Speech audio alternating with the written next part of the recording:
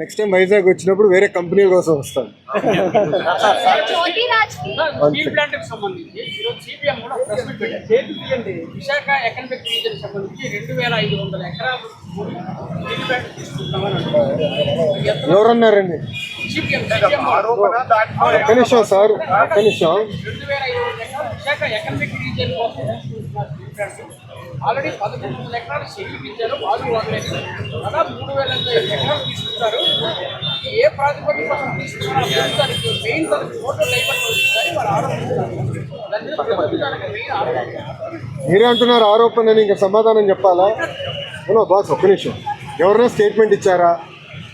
మంత్రి కానివ్వండి, అంటే గౌరవ ముఖ్యమంత్రి గారు కానివ్వండి, గౌరవ ఉప ముఖ్యమంత్రి గారు కానివ్వండి, ప్రభుత్వం సంబంధించిన అంటే ఎన్డీఏ ప్రభుత్వానికి సంబంధించిన ఎవరైనా స్టేట్మెంట్ ఇచ్చారా? ఫలానా భూమి 14,000 కోట్ల రూపాయలు కేంద్ర ప్రభుత్వం, రాష్ట్ర ప్రభుత్వం విశాఖ ఉక్కుని కాపాడడానికి మేము ఇన్ఫ్యూజ్ చేసాం.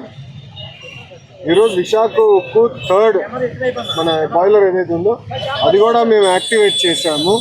ఫుల్ ప్రొడక్షన్కి మేము తీసుకొచ్చాము. గతంలో కూడా ఇలాంటి పరిస్థితి వస్తే ఆనాడు వాజ్పేయి గారు, చంద్రబాబు నాయుడు గారు కలిసి విశాఖ ఉక్కుని కాపాడారు. ఈరోజు మోడీ గారు, చంద్రబాబు నాయుడు గారు కలిసి మళ్ళీ విశాఖ ఉక్కుని కాపాడుతున్నారు. సో అపోహలు ఏం అవసరం లేదు.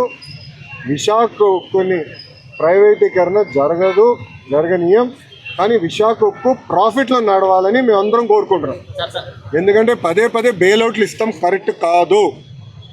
ప్రాఫిట్లో నడవాలి, దానికి అందరూ సహకరించాలి.